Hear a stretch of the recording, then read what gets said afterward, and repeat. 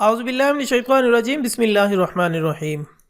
خواتین و حضرات، نالج فیکٹری میں خوش آمدید۔ ناظرین اکرام، یہ بات ایک حقیقت ہے کہ گزرتے ہوئے زمانے اور ادوار کے ساتھ انسان نے مادی کائنات کے متعلق اپنے بنیادی علم اور تجربات کی بنیاد پر نہ صرف ترقی کی بلکہ کئی ایسے حقائق کا تدارک بھی کیا جن تک پہنچنا گزشتہ ادوار میں ایک ناممکن سی بات تھی۔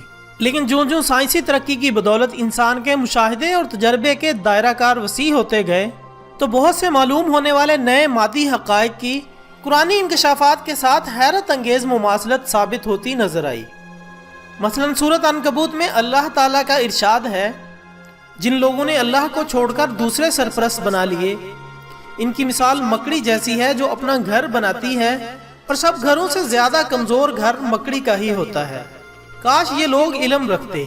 خواتین و حضرات، ایک بار پھر سنیں، ان کی مثال مکڑی جیسی ہے جو اپنا گھر بناتی ہے اور سب گھروں سے زیادہ کمزور گھر مکڑی کا ہی ہوتا ہے، کاش یہ لوگ علم رکھتے۔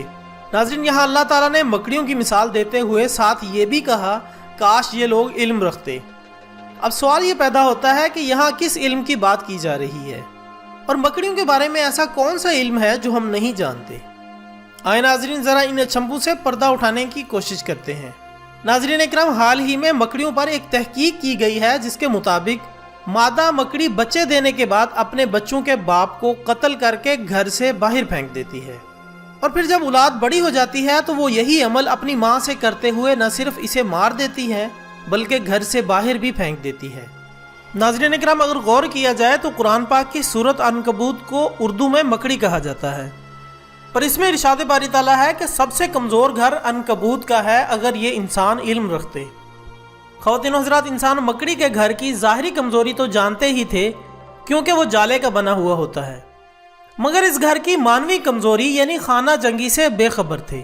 لیکن اب مکڑیوں پر ہونے والی جدید ریسرچ نے اس کمزوری سے بھی واقف کروا دیا ہے، اس لیے اللہ تعالیٰ نے فرمایا اگر یہ علم رکھتے یعنی مکڑی کی گھریلو کمزوریوں اور دشمنی سے واقف ہوتے۔ اور حیرت انگیز طور پر اس صورت کے شروع سے آخر تک گفتگو فتنوں کے بارے میں ہے۔ خواتین و حضرات، آپ نے دیکھا کہ مکڑیوں کے گھر کی کمزوری سے متعلق جو بات قرآن پاک میں 1400 سال پہلے بتا دی گئی ہے، جدید سائنس آج اس کو تسلیم کرنے پر مجبور ہے۔ ناظرین اکرام، قرآن پاک اللہ تعالیٰ کا کلام ہے جس کا ایک ایک حرف اپنے اندر ایک مکمل فلسفہ چھپائے ہوئے ہے۔ بس ضرورت اس امر کی ہے کہ قرآن پاک کو پڑھ کر سمجھنے کی کوشش کرنی چاہیے۔ ناظرین، اسلام اور سائنس کے حوالے سے ہماری بے شمار ویڈیوز چینل پر موجود ہیں، آپ کو ان کا لنک ڈسکرپشن میں مل جائے گا۔ ویڈیو سے متعلق اپنی قیمتی رائے کا اظہار کومنٹس باکس میں ضرور کیجیے گا۔ اگر آپ کو ہماری آج کی کوشش پسند آئی ہو تو ویڈیو کو لائک اور شیئر ضرور کریں۔ ایک نئی ویڈیو کے ساتھ دوبارہ ملتے ہیں، تب تک کے لیے اجازت دیجیے گا۔ اپنا دوستوں، رشتہ داروں اور گرد و نواح کے تمام لوگوں کا بہت خیال رکھیے گا۔ اللہ حافظ۔